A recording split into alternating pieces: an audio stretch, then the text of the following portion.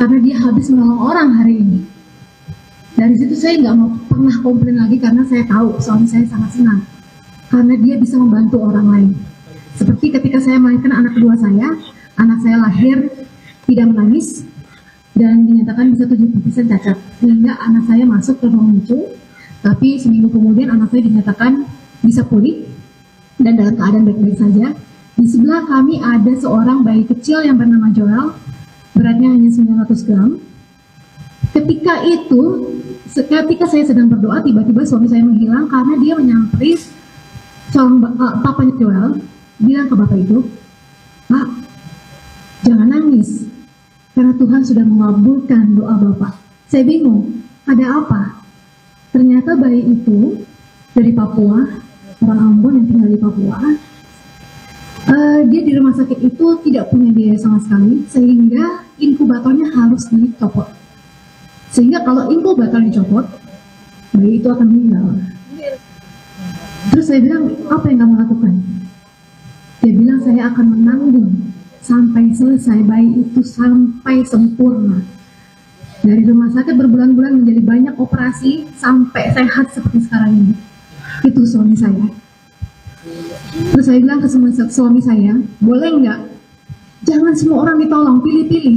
Saya juga suka menolong. Tapi kadang-kadang ada orang yang juga yang kadang-kadang nggak usah ditolong. Nggak bisa. Dia memang puas sekali dan senang sekali menolong orang. Dan suami saya adalah orang yang tidak pernah mau merugikan orang lain. Ketika saya misalnya pesan kue ulang tahun, ketika orang tahu saya yang pesan, pasti bilang, "Gak usah bayar Cassandra, kita kasih." Suami saya bilang, "Jangan. Penjual itu mau untung. Jangan bikin penjual rugi. Mereka cari nafkah. Jangan dikasih gratis terus. Karena hidup saya 80% dikasih gratis sama produk-produk ini. Brand-brand ini. Ketika orang tahu saya mau membeli sesuatu, saya dikasih gratis. Ketika saya datang ke restoran, saya dikasih gratis." Suami saya mengingatkan, jangan. Kalau terhadap keluarga gimana? Maksud terhadap anak-anak, terhadap ibu, perhatiannya seperti apa? Luar biasa, sangat luar biasa. Saya tidak mau menikah kalau bukan dengan anak penulis. Jadi dalam pandangan ibu, Pak Harvey betul-betul seorang family man. Iya. Karena anak juga bagaimana? Apa misalkan kan kadang kan dalam kantor kan suka berbagi ya tentang bagaimana. Iya, Pak Harvey ini laki-laki yang luar biasa. Yang sering mengantar anak saya sekolah itu Pak Harvey. Karena yang sering ninggalin anak itu saya.